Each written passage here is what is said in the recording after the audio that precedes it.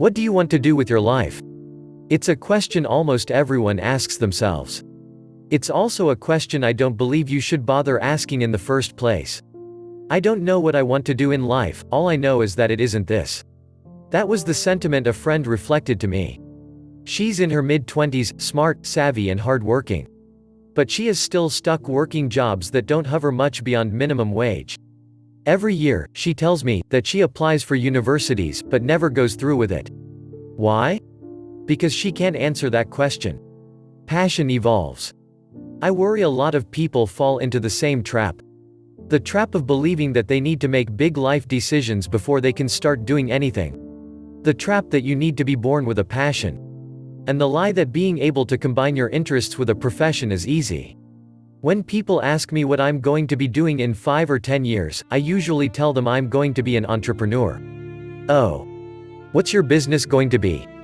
I have reason to believe this internet business could be it. Between revenues and freelance work, I'm expecting to make about $10,000 this year. Concentrated effort for the next 4 or 5 years could definitely make this a livable income. But I don't usually say that. Because it isn't the point.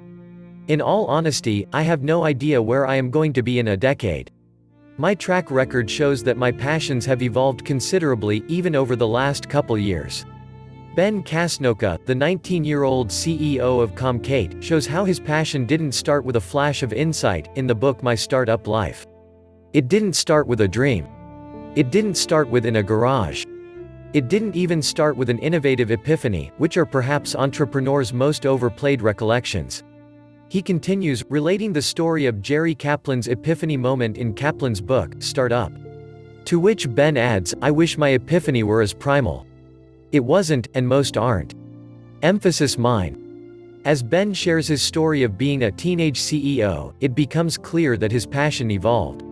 There were interests in entrepreneurship and making a difference.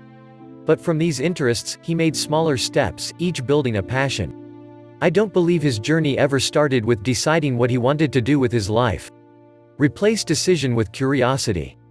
Instead of making definite decisions about a career path, I believe you should get curious. Get curious about the way the world works. Notice your own interests and find small ways you can exercise passion in something. Even if you can't find a way to make money off of it yet. The bridge from passion to money maker can't be made hastily. Interests often get discarded because they cannot be immediately relayed into a source of income.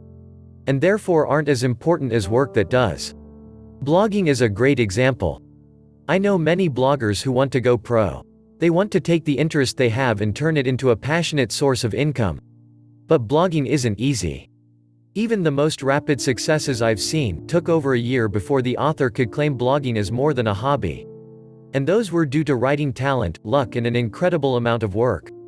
Patience is a necessary ingredient in evolving a passion. But even more, you need to be open to other possibilities. Interest to income isn't a straight path. 80% of new businesses fail in the first 5 years. But more interesting, is that of the 20% that succeeded, most didn't do so in the way they had expected to. Before setting up his immensely popular website, Steve Pavlina believed he would make most his revenue through products and workshops. But close to 5 years later, he makes all of it from advertising and affiliate sales. A revenue prospect he downplayed when making his business plan. Similarly, I don't believe that most people's passions follow a straight path. Scott Adams began with a degree in economics and a position in a bank, and now he is the successful cartoonist who created Dilbert. What do you want to do with your life? Your life doesn't need to go through a predictable story arc. It doesn't have to start with a dream, follow through hard work and end up in a nice home with 4 bedrooms. Instead, it can twist and travel. You don't have to know the final answer, you just need to act on the next step.